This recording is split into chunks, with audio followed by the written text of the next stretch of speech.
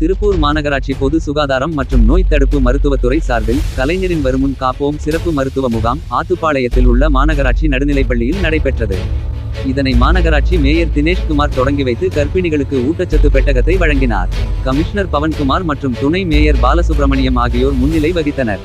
இதில் மாவட்ட அவைத்தலைவர் நடராஜன், பகுதி செயலாளர் ராமதாஸ் மற்றும் கவுன்சிலர்கள் பிரேமலதா, கோட்டாபாலு, சுகாதார குழு தலைவர் கவிதா, நேதாஜி கண்ணன், பத்மாவதி, கிருஷ்ணகுமார், ராதாகிருஷ்ணன், செல்வராஜ் மற்றும் வட்ட செயலாளர்கள் சசிகுமார், சண்முகசுந்தரம், மகேந்திரன், நேதாஜி கண்ணன், மணிமாறன், கஜேந்திரன், மாநகர நல அதிகாரி கௌரி சரவணன், டாக்டர் கலைச்செல்வன் மற்றும் பலர் கலந்து கொண்டனர். இதில் ஏராளமான பொதுமக்கள் கலந்து கொண்டு மருத்துவ சிகிச்சைகள் பெற்றனர். சித்தா பிரிவு உட்பட அனைத்து பிரிவுகளுக்கும் தனித்தனியாக மருத்துவ சிகிச்சை பிரிவுகள் அமைக்கப்பட்டிருந்தன. எதிரொலி செய்திகளுக்காக திருப்பூர் தலைமை செய்தியாளர் முகமது கவுஸ்.